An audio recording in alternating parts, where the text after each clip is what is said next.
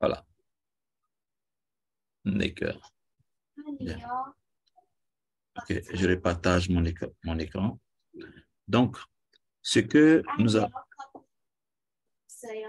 nous appellerons peut-être quoi, retard n'est pas un retard en réalité. OK? Et pour mieux comprendre cela, je vais dire bonne arrivée au leader Gueux. Leader Gueux, bonne arrivée. Merci, leader. C'est leader Gueye. C'est pas Gueye. Pardon, leader Gueye, excuse-moi. Ok, merci beaucoup. Bonjour, Okay. leader. Donc, pour mieux comprendre la phase de transition dans laquelle nous sommes, il faut d'abord comprendre le vrai rôle de notre communauté. OK? Aujourd'hui, il y a tellement de situations qui sont en train de se présenter à nous. Il y a tellement de situations pour lesquelles beaucoup de gens sont en train de découvrir. On dira peut-être, Dieu merci, l'Internet est venu. Dieu merci, nous avons la possibilité d'avoir de YouTube. Dieu merci, nous avons la possibilité d'avoir des gens qui sont prêts à aller au fourneau, c'est-à-dire ils sont prêts à mettre leur vie en jeu. OK? Il faut que les membres comprennent le vrai rôle de notre communauté. Notre communauté s'est engagée à bloquer, à détruire le projet macabre des élites pour l'élimination massive des êtres humains, afin de les réduire, afin de réduire la population mondiale, mais aussi de les appauvrir. OK? Ça, c'est ce que la population, c'est ce que les élites ont décidé de faire. Et ce projet-là est un projet qui a déjà commencé. Hein? Voilà. C'est un projet qui a déjà commencé. Je vais vous faire écouter ici comment on appelle ça, une vidéo pour que vous ayez peut-être l'idée de ce dont je suis en train de parler. C'est une vidéo qui n'est pas très longue, mais qui quand même informe sur des éléments importants dont beaucoup de Tébétiens doivent savoir. Parce que si nous ne faisons pas l'effort de savoir cela, on sera très surpris parce que beaucoup de gens ne savent pas dans quoi exactement nous sommes en ce moment. OK? Ce sont des vidéos que j'essaie de partager à certaines personnes, mais je pense que vous devez les voir parce que c'est un élément assez important, OK, pour lequel j'estime que nous devons tous voir cela, OK. J'ai fait la sélection de ces deux vidéos-là et je vais vous partager cela pour que vous voyez un peu de quoi il s'agit. Je l'ai distribué à certaines personnes pour qu'ils puissent eux-mêmes voir de quoi il s'agit. OK, voilà. OK, donc, je vais l'activer ici. Excusez-moi. Oui, je suis en formation. Je suis en formation. Merci. Donc, je vais vous partager l'écran ici.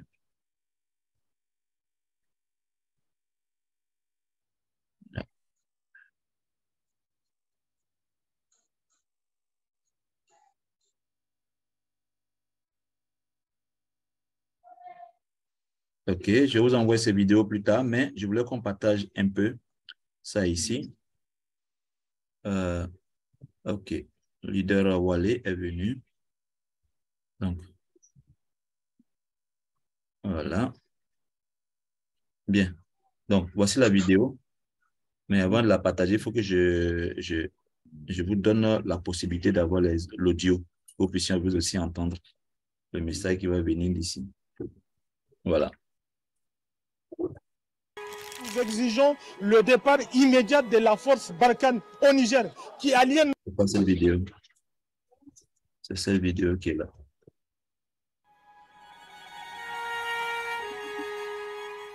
L'un des plus gros torts des générations et des générations d'Africains est d'avoir trop souvent cru de façon quasi religieuse ce que disait le colonisateur en général et l'occidental en particulier. D'en avoir fait des vérités évangéliques, d'avoir intégré que ces affirmations, apprises dans les écoles, dans les églises, ne sauraient souffrir de contestation. Pour beaucoup, ils détenaient le savoir auquel nous devions tout simplement nous conformer. Vous allez lire après moi. Oh, Ils étaient presque investis d'une mission divine. Ils ont dit civilisatrice. Nous devions donc impérativement ressembler à eux. Ainsi, nous sommes devenus des éponges qui absorbaient toutes les inepties, les contre-vérités qui nous étaient enseignées. Plus on absorbait, plus on se sentait supérieur, intelligent. On devait ressembler à eux. L'Occident, le blanc, est devenu la référence. Il y a cette phrase-là qu'on entend souvent et avec laquelle j'ai grandi, qui est lorsque quelqu'un est raffiné, éduqué ou a une belle réussite, on dit de lui c'est un vrai blanc. Ça veut dire que l'horizon à atteindre, c'est être blanc. Ouais. Ça veut dire que les talons, le maître étalon du succès, de la beauté, de la réussite, c'est l'occidental. Et en creux, comment ça dénie, ça disqualifie les Noirs, les Africains. On l'entend encore aujourd'hui. Combien de fois je me suis fait traiter de vraie blanche comme un compliment, ce qui pour moi est une insulte extrême. Une survivance de l'héritage colonial où ce qui était blanc était forcément bon et paré de toutes les vertus et qualités. C'est vrai, on le dit souvent dans nos familles. Mais tout ceci était encore plus vrai jusqu'à l'avènement du numérique qui a donné accès au reste du monde aux plus jeunes. Bien que la réalité n'ait pas encore beaucoup changé et qu'ils sont encore majoritaires à vouloir ressembler à l'autre, la critique du modèle occidental semble s'être durablement installée dans la nouvelle génération. J'ai envie de dire merci à Internet et ses réseaux sociaux.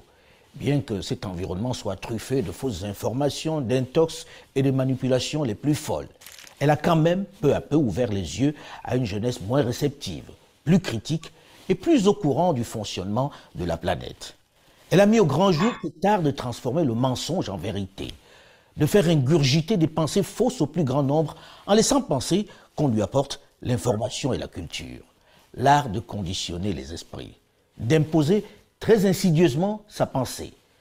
Mais les jeunes Africains, notamment des villes et de la diaspora, ont surtout découvert combien l'école suppléée par les médias internationaux, avec leurs impressionnants moyens techniques et financiers, ont façonné la pensée du plus grand nombre.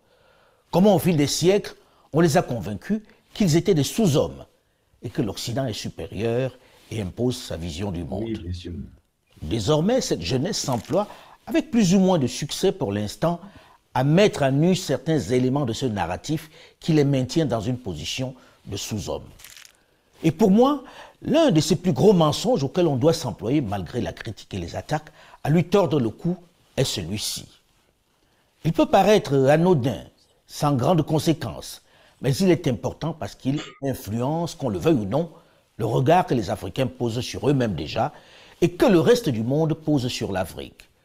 Il joue sur la perception que le monde a sur le continent berceau de l'humanité. Regardez cette carte du monde, cette map monde, celle qui circule depuis des siècles partout sur la planète, celle qui sert de référence, celle que l'on utilise dans les écoles du monde entier. On observe que l'Afrique est bien plus petite que l'Europe, presque de la même taille que l'Amérique. Et pourtant, dans la réalité, la superficie de l'Afrique, c'est 30 millions de kilomètres carrés. Elle fait près de 2 fois celle de la Russie, qui est de 17 millions de kilomètres carrés. Regardez bien, sur les maps monde, le Groenland est plus grand que l'Afrique. Mais en réalité, le Groenland a la même superficie que la seule République démocratique du Congo, sinon légèrement inférieure. L'Afrique peut contenir 10 fois le Groenland. Même si les spécialistes qui reconnaissent que cette représentation qui minimise l'Afrique provient de l'impossibilité de représenter fidèlement la boule qu'est notre planète sur le papier. Parce qu'en géométrie, la sphère n'a pas de développement parfait, contrairement à un cube ou à un cylindre. C'est de là que viennent les projections cartographiques. Notamment celle-ci qu'on a baptisée la projection de Mercator, la plus utilisée en cartographie. Une projection cylindrique qui fait que les parties qui sont au centre, notamment au niveau de l'équateur, sont plus ou moins représentées correctement. Et que plus on s'en éloigne, plus de déformations interviennent et atteignent leur maximum au pôle. Ce qui fait que le Groenland, qui a la même superficie que la RDC, sinon légèrement inférieure, apparaît plus grand que le continent africain tout entier. La France semble avoir la même dimension que le Mali. Pourtant, le Mali, 1 240 190 km², a une superficie qui est le double de celle de la France, 543 900 km². Le problème de cette représentation a une origine plus lointaine que les questions géopolitiques qui provoquent la polémique. En fait, le nœud de la question est l'impossibilité de représenter fidèlement la boule qu'est notre planète sur papier. Impossible de respecter les proportions exactes d'une sphère lorsqu'on la représente sur une surface plane. D'où les travaux consistant à trouver la meilleure formule, la meilleure projection. Une autre projection existe. Contrairement à celle de Mercator, la projection dite de Peters, qui respecte la proportion entre les surfaces sur la carte et les surfaces réelles. Ainsi, les rapports entre les surfaces des pays sur la carte correspondent aux rapports de leurs surfaces réelles. L'Afrique apparaît bien 14 à 15 fois plus grande que le Groenland. Mais cette carte ne garde pas les bonnes formes des continents, au contraire de la carte de Mercator. Pour une carte destinée à la navigation, on mettra l'accent sur les distances pour s'assurer qu'elle soit correcte. Pour une carte devant servir à la prise de décision, on privilégie la superficie. Par exemple, sur une carte basée sur la projection de Robinson, les différences de superficie entre l'Afrique et le Groenland sont beaucoup plus respectées. On peut voir sur la carte que l'Afrique peut contenir 10 fois le Groenland. C'est en fonction donc de son objectif que l'auteur choisit ce qui sera mis en avant sur les cartes, soit la distance, soit la superficie. À ce moment, on peut se demander pourquoi la projection de Robinson n'est pas plus souvent utilisée que celle de Mercator. En réalité, en fonction de qui fait sa carte et de l'endroit où il veut diminuer les déformations, l'autre partie sera forcément lésée. Il faut savoir que la carte est un outil politique. Par exemple, en fonction de qui fait la carte de l'Afrique, il y a ou il n'y aura pas la République arabe sahraoui parmi les pays.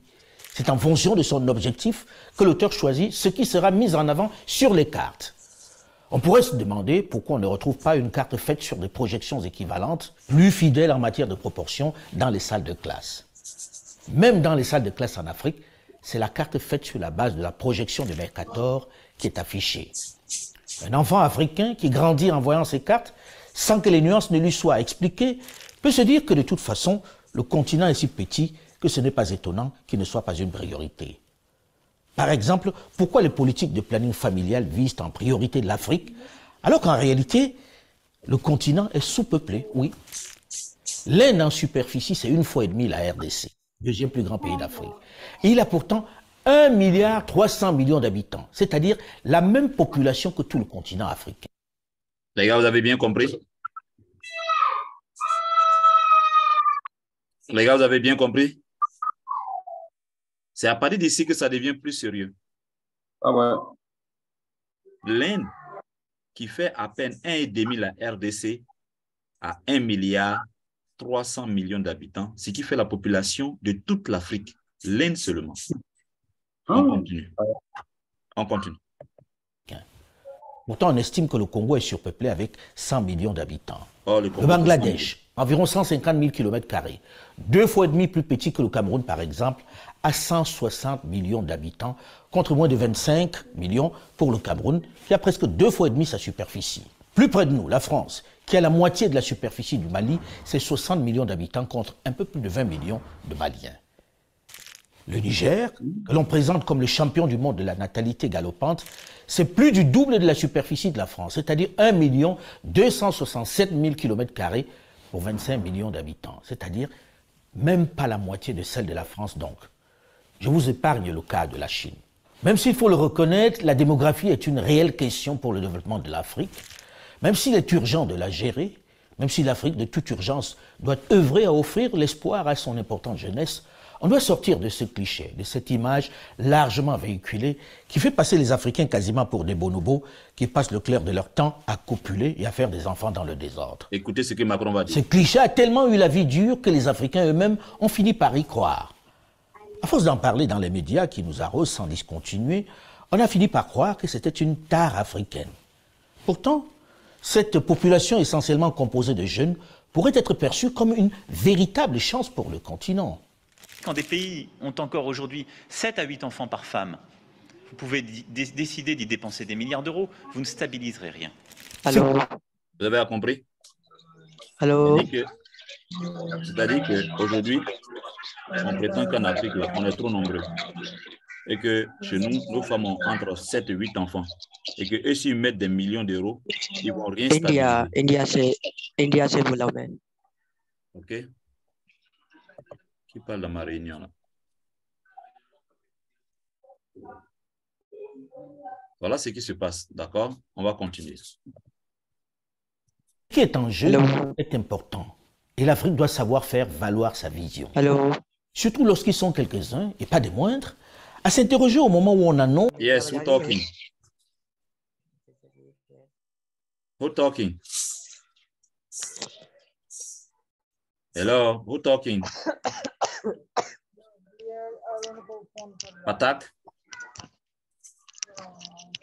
Hello, Patak?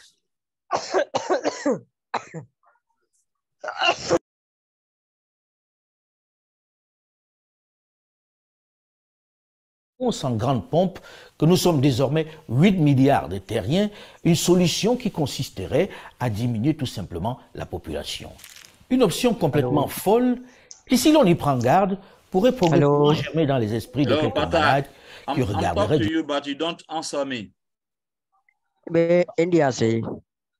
Yeah, but I'm talking. I asked you, but you didn't answer me. But that's why I'm presenting a movie to explain that what the new members have to understand and what we have to mobilize all the members in our community, right? My ID का एक problem हो गया है ना मेरा. Do you speak English? जी English नहीं आती मुझे, हिंदी आती. Do you speak English? Sir मुझे हिंदी आती है. No, I cannot hear. I cannot understand India. जी इंडिया से. कोई है यहाँ पे, कोई इंडिया यहाँ पे कोई है हिंदी वाला कोई? Are you talking with me?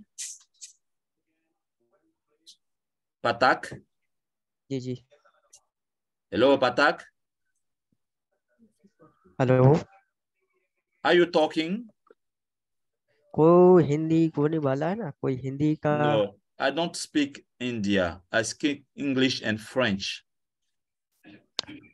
My ID problem. Yeah, the problem, if you have a problem, you have to go to the member helper meeting. Here, the new members meeting. Okay? है कोई हिंदी बोलने वाला है कोई?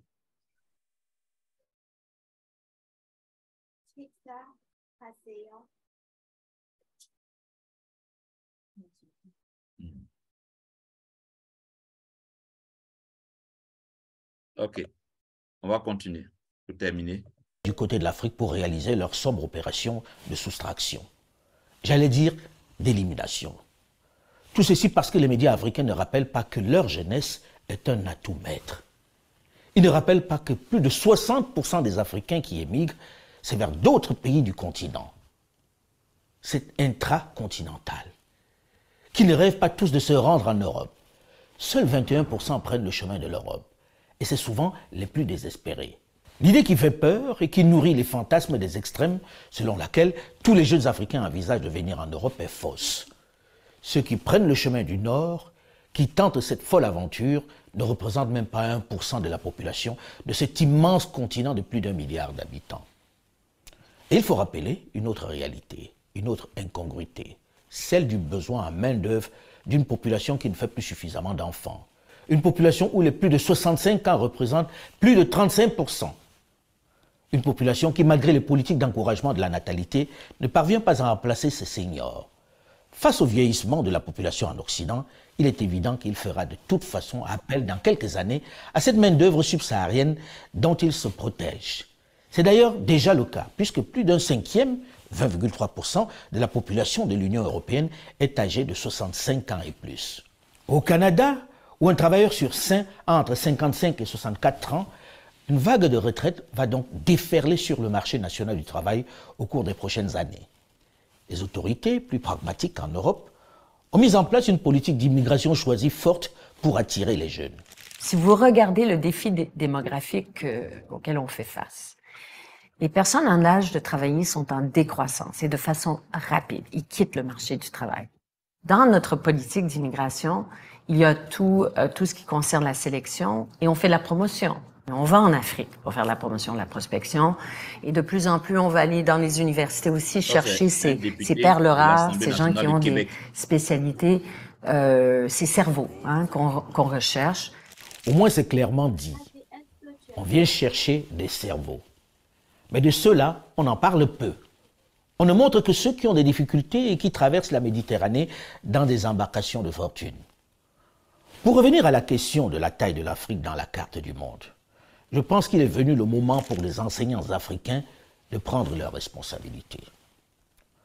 La façon dont vous êtes vus affecte la place qu'on vous accorde dans les projets de développement, les investissements ou encore la collaboration avec le reste du monde. À eux de rétablir la vérité dans leurs cours, dans leurs salles de classe, dans leurs parutions, en mettant en avant l'Afrique, en lui donnant sa place réelle, sa taille réelle, et aux jeunes de s'en faire l'écho sur les différentes plateformes digitales. J'ai envie sur ce coup de paraphraser nos amis et frères ivoiriens qui rappellent que c'est celui qu'on ne connaît pas qu'on appelle « hey ». Ce n'est pas aux autres, aux Occidentaux, de venir rétablir la vérité. Ce n'est pas à eux d'apporter des éclaircissements. Ok, voilà où je vais m'arrêter. Donc, chers leaders, ce que j'essayais de vous expliquer ici à travers cette vidéo, c'est pour vous dire qu'au jour d'aujourd'hui, notre responsabilité en tant que leader au sein de cette communauté, c'est de faire en sorte à ce que nous parvenons aujourd'hui à réaliser quelque chose qui nous permettra de faire développer encore plus vite notre programme de mobilisation des membres de la communauté. Comprennent cet élément qui est fondamental à nous tous. Aujourd'hui, face au projet macabre, comme je le disais tout à l'heure, des élites, d'éliminer de façon massive les êtres humains, pour en fait réduire la population mondiale, mais aussi surtout de les appauvrir, ils veulent encore nous transformer en des robots. OK? Je vais vous présenter sûrement encore d'autres liens où vous allez pouvoir comprendre qu'aujourd'hui, les gens pensent que tous ceux qui seront dans les situations difficiles ou même se nourrir devront accepter des puces ou d'être transformés en robots. C'est le vrai rôle de notre communauté. Nous venons, c'est vrai, pour gagner de l'argent, mais nous sommes là surtout d'abord pour le fait que nous devons tout faire pour sauver les êtres humains qui seront éliminés de façon massive, mais surtout pour les faire sortir de la pauvreté. Et c'est pour la seule raison pour laquelle chacun de nous ici doit être là pour se battre. Ensuite, deuxième élément sur lequel je vais porter mon sujet de développement, ce sera sur quoi se baser pour enrôler les nouvelles personnes. Il y a aujourd'hui la promo que l'administrateur vient de donner. La promo, là, ça va durer 6 semaines, les gars. C'est 6 semaines. Nous avons déjà entamé la première semaine. C'est 1000 pièces de SBC. Il dit bien 1000 pièces de SBC depuis le lundi passé jusqu'au 31 mars. Pendant ces 6 semaines-là, les gars, nous devons enregistrer le maximum de personnes pour que nous atteignions au moins les 11 111 comptes actifs. Il dit bien 11 111 comptes actifs. Après quoi, nous devons faire du staking. Le staking consistera, par exemple, à non seulement ça nous enrichir en Calov, mais à réduire la quantité de 20 000 pièces de Calov sur le marché. Il dit bien 20 000 pièces de Calov sur le marché que nous devons retirer pour déposer chacun dans notre compte.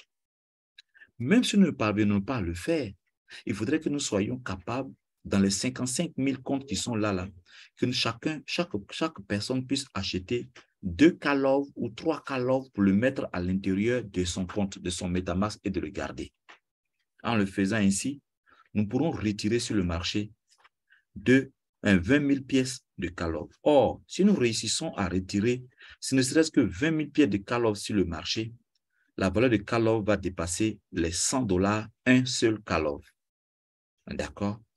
Ensuite, je vais essayer aussi de vous expliquer un élément important concernant l'apport de l'administrateur pour la bonne marche de notre communauté. Il faut comprendre cet élément que je vais expliquer aujourd'hui. La différence, les différentes propositions que l'administrateur de TBC a avancées pour le prix des Calov n'a jamais été prise en compte. OK? Les différentes propositions n'ont jamais été prises en compte par l'administrateur. Quelqu'un ici peut me dire quelles sont les propositions que l'administrateur a faites pour que nous puissions faire évoluer la valeur des Calov et que nous n'avons pas respecté? Quelqu'un sait?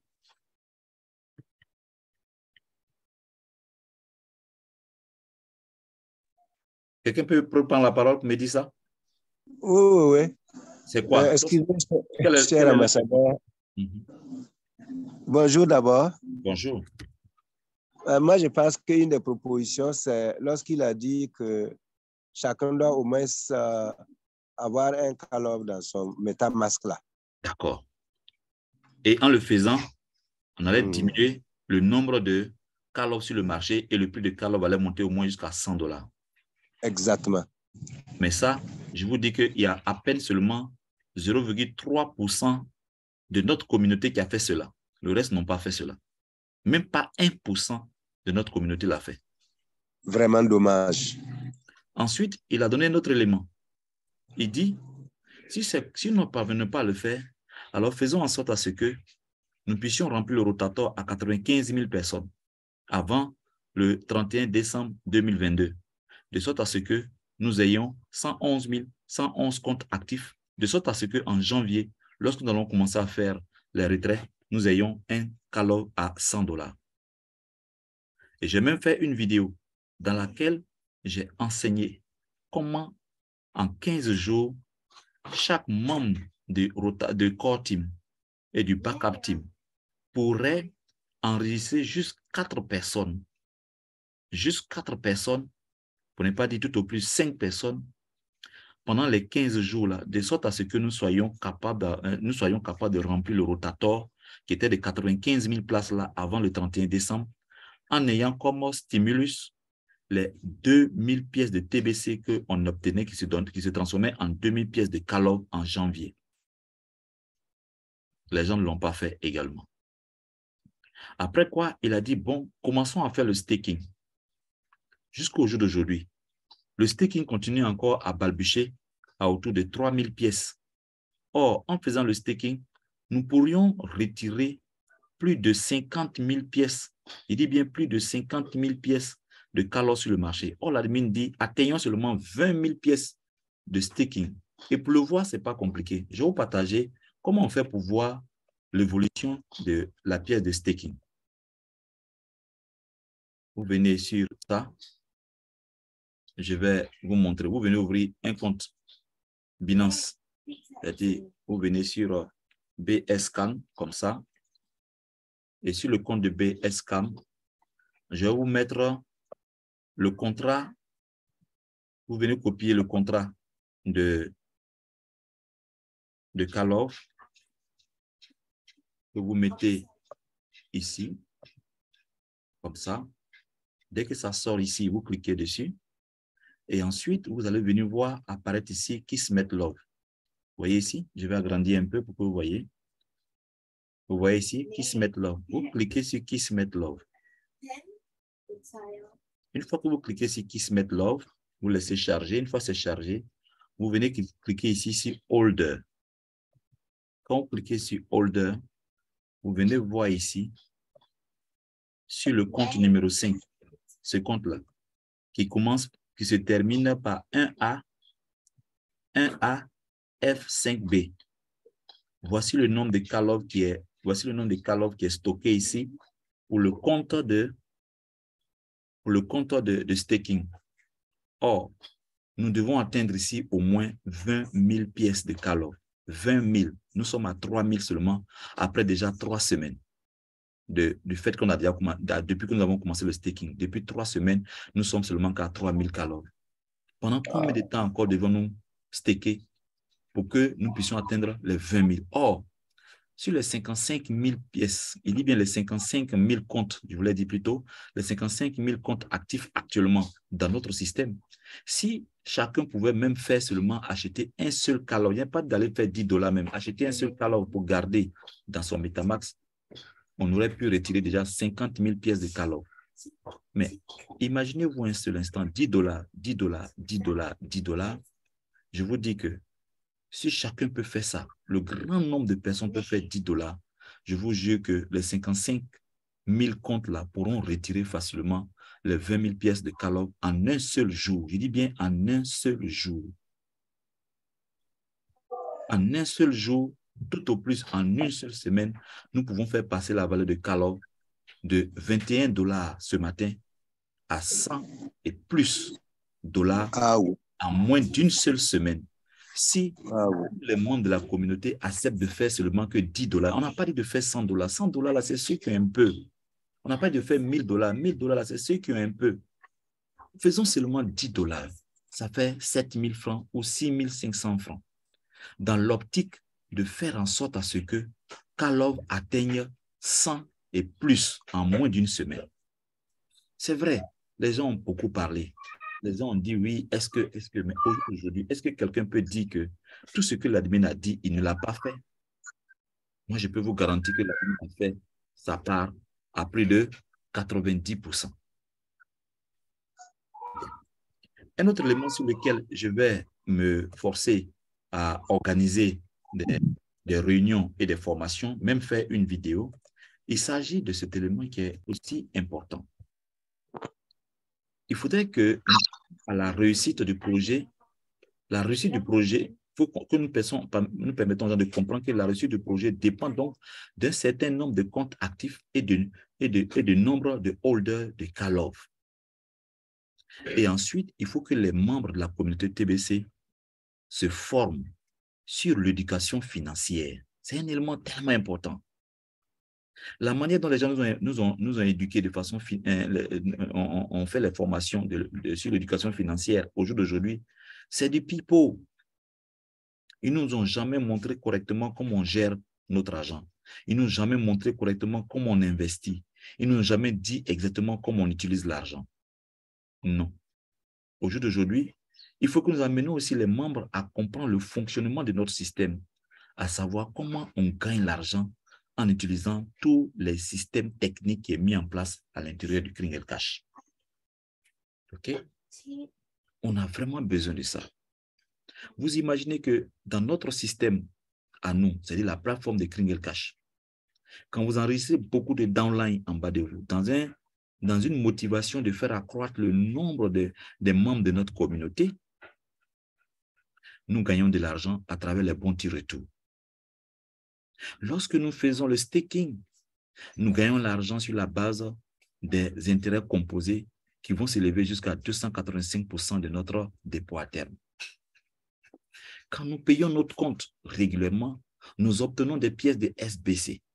Et ce sont ces pièces de SBC, entrées en phase économique, nous permettra de détenir une fortune qui soit capable de pouvoir prendre soin de notre famille et de nos descendants sur plusieurs générations. Toutes ces choses-là doivent être maîtrisées et connues par nos membres, par tous les membres de la communauté. C'est fondamental. Et puis aujourd'hui, nous avons besoin de cette formation sur l'éducation financière parce que c'est nous, les 11 111 personnes, qui allons avoir la gestion de toute la trésorerie de la communauté Kringel.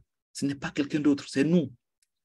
Allons-nous faire palabre sur l'argent que nous allons obtenir, quand les membres vont payer les programmes de $30 et que l'argent sera dans la main des membres, des 11 111, le co-administrateur là. Allons-nous faire palabre ou allons-nous gérer ça comme l'admin nous l'a enseigné? Voilà le souci. Ça, c'est très, très important pour nous. Ce n'est pas quelque chose qui va durer longtemps. Je vous dis que d'ici 2 ans, vous verrez que l'administrateur va nous mettre dans nos mains toute la gestion de la trésorerie de notre communauté. En ce moment-là, vous allez comprendre combien de fois c'est difficile. Beaucoup de gens ont toujours vu l'administrateur parce qu'ils ne l'ont pas réellement vu physiquement et parce que c'est un robot.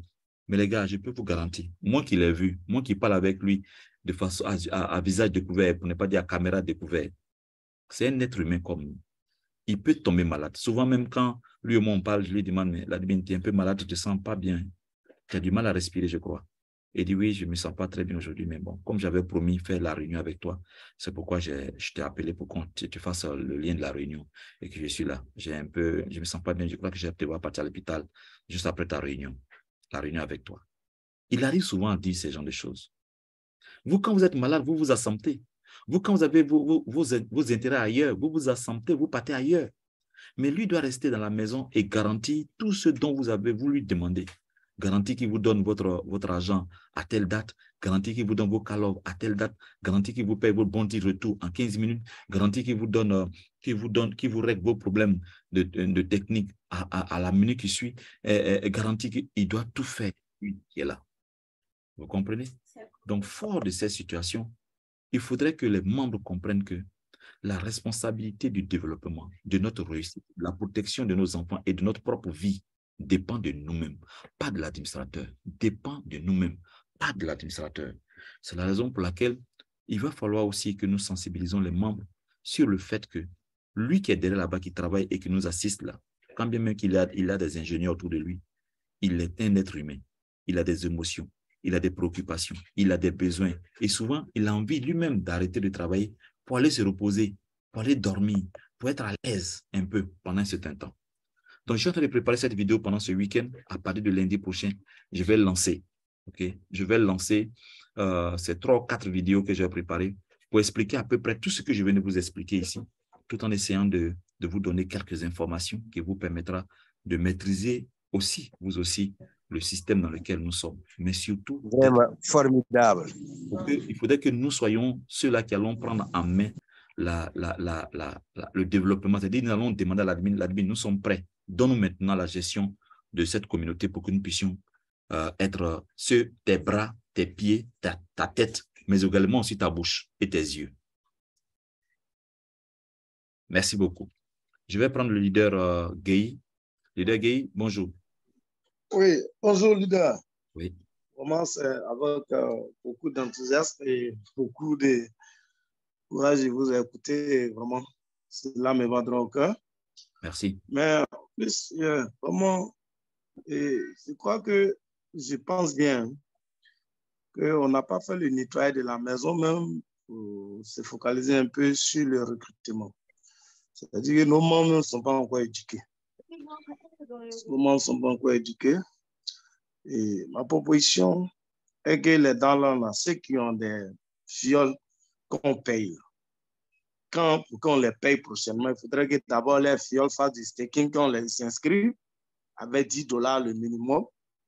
En plus, ils doivent avoir $1 dans les MetaMask, 1 kilo au moins ou bien 0,5 kg dans les MetaMask. Et leur récompense ça. On doit prendre au moins 100 ou $100 dedans, s'ils n'ont pas fait de staking, qu'ils fassent au moins staking de au moins $10, ou bien les membres, au moins ils prennent l'argent là pour faire un staking à l'un de leurs membres dans la communauté. Et dans la sous-section, ça veut dire qu'il doit y avoir des sections, ceux qui ont des fioles. Parce qu'il y a des, je pense qu'il y a des gens, nous par exemple, là, souvent il y a des formations, on est obligé, comme on s'intéresse beaucoup à la chose, mais les parrains qui recrutent là, qui se focalisent un peu sur la formation de ces membres.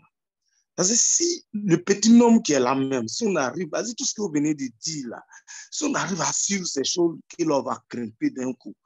Parce que là, je crois qu'il n'y a rien de compliqué là. Mais nous-mêmes, on ne sait pas quel est-ce qu'on a dans la tête. Mais comme le moment est bien venu pour dire qu'il aura la formation financière, cette éducation, vraiment, nous avons besoin de ça. Parce que c'est compliqué. Surtout à d'autres moments, même quand tu vois des questions, les gens posent dans le forum, c'est énervant. Toi-même, tu es là, tu te demandes même à la place de l'administrateur. Non, déjà, pourtant, on explique à l'un là. J'ai déjà collecté, tout atteint $30. Pourquoi je n'arrive pas toujours à retirer l'argent? Bon, quand quelqu'un te pose cette question, après des 3 à 4 réunions d'information, on se demande d'où est-ce qu'il vient. Et vraiment, essayez de responsabiliser un peu les parents. Essayez que vous les voyez en machine. Et chaque zone, il y a tel fiole qui ajoute. Mais on constate que ton fiole là, il a des fioles qui n'ont rien dans les MetaMask. Et c'est sur ça, je souhaiterais qu'on mette l'accent vers la bataille même de la maison avant de sortir, de recruter des gens. Sinon, on va recruter sans faire le suivi. C'est comme j'ai une église de Condé, on baptise, mais par moment, s'il n'y a pas de suivi des nouveaux baptisés, ils vont pas rester membres. Bien sûr. L'église après. Tu as le nombre de baptêmes, mais est-ce que tu as le nombre de baptisés qui sont actifs? Ils ont réfléchi, ils ont vu que il faut faire la mobilisation même des membres actifs, il faut les encourager. Donc, ceux qui sont actifs là, on doit faire leur suivi de telle sorte qu'ils répondent à tous ces critères-là, qu'ils ont rempli toutes ces conditions. Là, nous sommes sûrs d'aller dehors. C'est ma proposition, leader. Vraiment, merci beaucoup. Merci infiniment pour ta proposition. Je suis vraiment ravi. Merci infiniment, leader Gueye. Okay. Merci beaucoup, leader. OK, cher leader Makayon. Ouais. Vas-y. Merci beaucoup. Ambassadeur, merci beaucoup pour l'éclairage. Merci. Parce que c'est nous-mêmes les membres. Nous-mêmes les membres qui faisons que vraiment les choses entendent. Si vraiment nous prenons cette communauté vraiment à cœur, je pense qu'on va avancer, on va évoluer. Si vraiment les membres, là, comme l'autre disait tout à l'heure, si les membres actifs, là, si vraiment chacun fait un effort au moment c'est $10, parce que c'est déjà fini. C'est ça. Bon, en plus de cela, si vraiment chacun de nous, une personne en bas de lui, c'est encore très bon. Bien sûr. Là, vraiment, il y a plusieurs possibilités de vite aller. Mais c'est nous-mêmes, on n'est pas vraiment motivé, c'est ça. Donc, vraiment, c'est vraiment de motiver encore chaque membre de la communauté pour que vraiment on prenne l'initiative vraiment de bien faire, que les choses évoluent. Sinon, l'admi a tout fait ce qu'il a dit. Donc, la balle est dans notre camp maintenant. C'est ce que je vois. Vraiment, tu as raison. Merci. La balle est vraiment dans notre camp. L'autre dirait que si quelqu'un veut t'aider, il faut t'aider un peu d'abord avant que la personne t'aide. En tout cas, l'administrateur a tout fait. C'est comme l'autre le disait, c'est comme il a un arbre qui est rare. Et cet arbre-là, les graines ont la capacité de protéger notre famille, tant au niveau financier qu'au niveau de notre liberté, de notre abondance. Et il vient, il dit, Makayon, tiens la graine là, il faut planter chez toi, il faut arroser. Cet arbre-là, une fois qu'il a commencé à pousser, il ne meurt jamais. Même si tu mets le feu sur lui, il ne meurt jamais. Ta famille sera nourrie par cette plante. Tu peux la manger, tu peux protéger tes enfants avec. Il suffit simplement que quelqu'un prend ça, il consomme même juste les feuilles, il guérit de toutes les maladies. Même s'il prend, comment on appelle ça, le fruit qu'il mange, il sera rassasié. Même s'il prend les écorces, il prend pour se couvrir, aucune balle ne pourra le transporter, il ne pourra même pas mourir. Bon, lui te donne une telle graine. Et toi, tu l'appelles, tu dis, mais la graine que tu as donnée là, je plante ça où? Et puis, je plante ça comment? Ensuite, tu lui dis, il faut venir arroser parce que depuis que j'ai planté là, ça ne pousse pas bien, il faut venir, tu vas arroser. Ensuite, tu lui dis, il faut venir me donner l'engrais là aussi. Ensuite, tu lui dis, il faut venir, tu vas récolter. Ensuite, tu lui dis, bon, tu as récolté là, mais tu ne peux pas mettre ça dans ma bouche en même temps. C'est ce qu'on demande à l'admin. C'est-à-dire, c'est le gars, il vient et dit, les gars, voilà ce que les gens veulent faire. Il veut vous tuer. Il veut transformer vos femmes en des femmes infertiles. Il veut transformer vos enfants en des robots. Il veut vous tuer. Est-ce que vous ne pensez pas que si on sort de leur système et qu'on crée notre propre économie privée là, qu'on peut vivre dedans là, c'est ce que je suis en train de créer maintenant. Est-ce que tu veux m'accompagner? On dit oui. Mais en cours de route, on dit qu'il faut me mettre au dos. Ça. Qui sur la terre est parvenu un jour à dire que je dois protéger ma population? Même nos présidents qui sont là. Ils ne le font rien. Quand le vaccin est venu, qu'est-ce qu'ils ont fait? Ils ont automatiquement exigé qu'on vaccine toute sa population. Et voilà, comment on appelle ça, le premier ministre anglais qui a dû se faire taper sur les doigts. Qu'est-ce qu'il a dit? Il dit c'est du pipeau. C'est juste un rhume. Allez en Angleterre aujourd'hui, le Covid n'est qu'un rhume. Bon, pourquoi quelque chose que le premier ministre anglais dit que c'est un rhume? À cause de ça, parce que les élites sont derrière, les autres groupes ont dit, bon, enlevez ce gars-là, sinon il va vous créer des problèmes. Nous, on ne va plus vous soutenir, on ne va plus vous faire ceci, cela. Pourquoi lui peut s'arrêter là pour dire que c'est un rhume et pendant qu'on fait croire à tout le monde que c'est la mort certaine, lui, il organise des fêtes chez lui à la maison où personne n'est sécurisé, où il reçoit ses amis et puis fête chez eux à la maison, les gens sont au courant. Voilà comment est-ce qu'il a été obligé de démissionner de son poste de premier ministre de l'Angleterre. Donc, fort de ce gros mensonge que les gens nous ont tous distribués dans le monde entier, pourquoi nos présidents ici en Afrique n'accepteraient pas de dire, mais attends, j'ai besoin de comprendre quelque chose. Nous avons des grands ingénieurs en Afrique. Nous avons des grands médecins en Afrique. Nous avons les meilleurs laboratoires ici en Afrique. Pourquoi ne pas mettre à l'œuvre tous nos ingénieurs, tous nos grands laboratoires, tous nos grands chercheurs pour leur dire, les gars, cette histoire de Covid-là, ça y va d'une question de vie ou de mort. Nous devons protéger nos populations africaines. Personne ne l'a fait. Donc, j'estime que nous avons besoin aujourd'hui de vraiment comprendre que même si l'admin n'était pas un Africain, même si l'admin n'était pas un Européen ou un Français ou un ceci, cela, nous-mêmes là, avec tout ce qui nous enseigne tous les jours dans la formation que nous suivons, n'est-il pas important pour nous de prendre une décision propre à nous-mêmes et de suivre le plan qu'il a mis en place pour pouvoir protéger et sauver nos familles? Vous avez vu déjà en Algérie, aujourd'hui nous sommes au 18, il y a 2 jours de cela en Algérie, au Liban, pardon, 6 banques ont été purement et simplement incendiées. 6 banques. Et ce qui énerve, c'est que c'est l'association des banques, de la Ligue des banques libanaises qui, eux, grèvent. Il y avait le lundi, pour échanger $1, il fallait 60 000 livres libanaises. Hier, pour changer $1, il faut 80 000 livres libanaises. Les gars, vous imaginez que vous allez devoir utiliser 60 000 francs CFA pour pouvoir avoir $1. Et dans la même semaine, on vous dit qu'il faut 80 000 francs CFA pour pouvoir avoir $1. Vous allez pouvoir respirer. Votre argent qui est dans la banque, dans la main des gens, c'est dans leurs comptes, c'est dans les établissements, c'est chez eux là-bas. Et on te fait comprendre que désormais, pour pouvoir avoir $1 là, c'est 80 000 francs CFA que tu dois débourser. Mais si tu as 80 millions là-bas, ça te fait combien? Et les gens sont là. L'admin a déjà dit. Il dit, un jour, vous allez vous réveiller un lundi matin, les banques seront fermées. Est-ce que les gens croient à ça vraiment même? Au Liban, les banques sont fermées.